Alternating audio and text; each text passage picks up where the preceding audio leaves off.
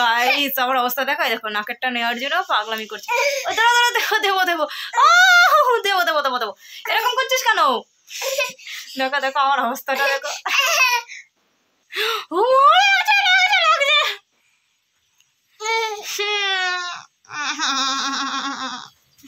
দেখলে বন্ধুরা কিভাবে নিয়ে নিল, আমাকে কিচ্ছু করতে দেয় না, আমাকে ভিডিওই করতে দেয় না।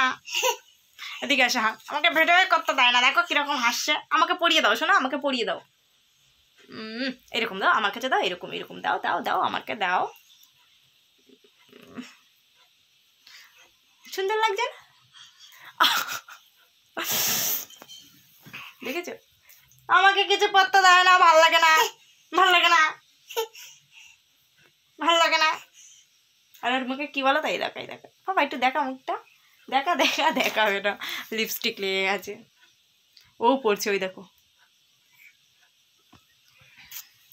मेरा हाल कैसा है कैसे तुमको बताऊं।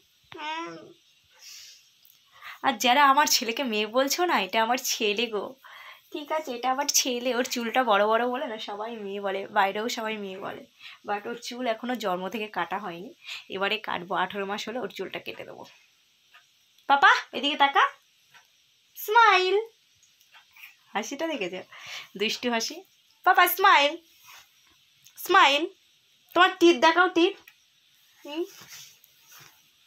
একটু তাই তাই করে দাও।